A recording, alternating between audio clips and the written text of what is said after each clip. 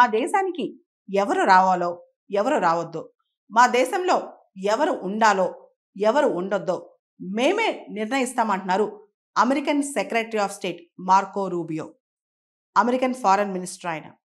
రీసెంట్గా చాలామంది అమెరికాలో ఉన్న ఫారెన్ స్టూడెంట్స్, ఇంటర్నేషనల్ స్టూడెంట్స్కి ఒక మెయిల్ వచ్చింది. మీరు లాఫుల్ ఇమిగ్రేషన్ స్టేటస్లో అమెరికాలో లేరు, ఇల్లీగల్గా ఉన్నారు.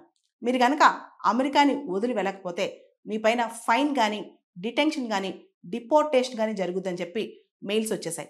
ఎక్కడి నుంచి అంటే అఫీషియల్గా US department of state DOS దగ్గర నుంచి. మీరు కనుక ఇమీడియట్గా సెల్ఫ్ డిపోర్టేషన్ చేసుకోకపోతే మేమే మిమ్మల్ని పంపించేస్తాం. ఒకవేళ మేము డిపోర్టేషన్ చేస్తే అది మీ సొంత దేశమే కాకపోవచ్చు, ఎక్కడికైనా మీరు వెళ్ళిపోవచ్చు కూడా. అంటే ఒక్కొక్కసారి వీళ్ళు డిపోర్టేషన్ ఫ్లైట్స్ ఎలా ఉంటాయి అంటే India, for example Indian student అనుకోండి, ఇండియాకి కాకుండా వేరే దేశం అంటే వెనుజులా, కొలంబియా అలా కూడా పంపించవచ్చు అనమాట. చాలామంది స్టూడెంట్స్ ఎవరైతే క్యాంపస్ యాక్టివిజంలో పాల్గొన్నారో, అంటే ఆ క్యాంపస్లో ఉండి స్టూడెంట్స్గా ఉండి అక్కడ కొన్ని యాక్టివిటీస్లో ఇన్వాల్వ్ అయ్యి హమాస్ లాంటి గ్రూప్ సపోర్ట్ చేయడం, లేదా సోషల్ మీడియాలో చిన్న అమెరికాకు వ్యతిరేకంగా పోస్ట్ పెట్టినా సరే, కొన్నిసార్లు అమాయకంగా షేర్ చేసినా సరే చాలామంది బలైపోతున్నారు. యుఎస్ వాళ్ళు ఈ విషయంలో చాలా స్ట్రిక్ట్గా ఉంటున్నారనమాట.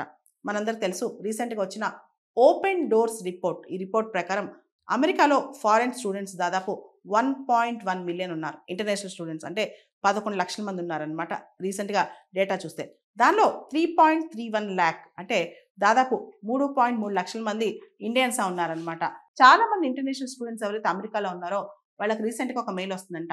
On behalf of US department of state, the bureau of consular affairs visa office hereby informs you that additional information became available after your visa was issued.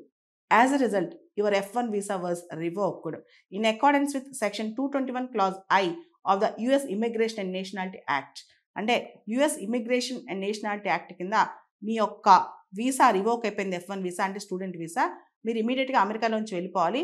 మీకు మేము వీసా జారీ చేసిన తర్వాత మీ గురించి మాకు అడిషనల్ ఇన్ఫర్మేషన్ తెలిసింది అని చెప్పి మార్కో రూబియో అయితే, ఎవరైతే కొంతమంది స్టూడెంట్స్ అమెరికాకు వ్యతిరేకంగా యాక్టివిటీస్ చేస్తున్నారో వాళ్ళని లూనెటిక్స్ అనే మాట కూడా వాడాడు అనమాట.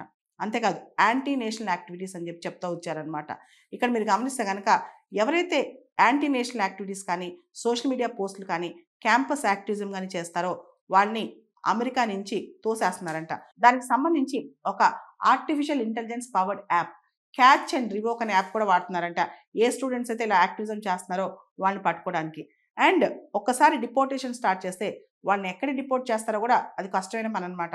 ఏదైనా సరే యుఎస్ ఇమిగ్రేషన్ అండ్ నేషనాలిటీ యాక్ట్కి వ్యతిరేకంగా ఎవరు చేయకూడదని చెప్తున్నారు. అంతేకాదు అమెరికా వీసా అనేది ఒక బర్త్ రైట్ కాదు. మాకు తెలుసు మా దేశంలో ఎవరు ఉండాలో ఎవరు ఉండకూడదు అని చెప్పి. ఒక్కసారి సెల్ఫ్ డిపోర్టేషన్ అంటే మీ వీసా రివోక్ చేసిన తర్వాత మళ్ళీ అమెరికాకి రావాలంటే, స్టూడెంట్గా రావాలంటే కొత్త వీసాకి అప్లై చేసుకోవాలి. మళ్ళీ అప్పుడు మేము మళ్ళీ మీ కండిషన్ మీ పరిస్థితులని రీఅసెస్ చేస్తామని చెప్పి చెప్తున్నారనమాట. మనకు తెలుసు అమెరికాలో చదువుకోవడానికి వెళ్ళాలంటే F1 వీసాస్, వొకేషనల్ స్టడీ వెళ్ళడానికి M వీసాస్, ఎక్స్చేంజ్ వీసా అంటే J వీసాస్, ఇలా రకరకాల వీసాస్ ఉన్నాయి. అయితే ఇప్పుడు చాలామంది అమెరికన్ స్టూడెంట్స్గా వెళ్ళి అక్కడ ఉండటానికి చాలామంది ఇబ్బంది పడుతున్నారు, భయపడుతున్నారు అనమాట. అండ్ ఇంకో మాట కూడా చెప్పారు, మీరు వెళ్ళిపోవచ్చు. మీరు ఎవరైతే క్యాంపస్ యాక్టివిజంలో యాంటీ నేషనల్ యాక్టివిటీస్ చేస్తున్నారో, సోషల్ మీడియా పోస్టులు చేస్తున్నారో మిమ్మల్ని మీరు సెల్ఫ్ డిపోర్ట్ చేసుకోవచ్చు. మీకు CBP హోమ్ యాప్ అవైలబుల్ ఉంది. ఇది మార్చి 10వ తారీఖున డొనాల్డ్ ట్రంప్ గవర్నమెంట్ ఎస్టాబ్లిష్ చేసింది అనమాట. ఈ యాప్ లాంచ్ చేసింది. దీన్ని పెట్టుకుని దీన్ని అప్లై చేసుకుని మీరు ఇమీడియట్గా సెల్ఫ్ డిపోర్ట్ చేసి వెళ్ళిపోవచ్చు. ఇల్లీగల్గా అమెరికాలో ఉంటే మీ పైన భయంకరమైన కేసులు ఉంటాయని చెప్పి కూడా వార్న్ చేస్తున్నారు అక్కడ.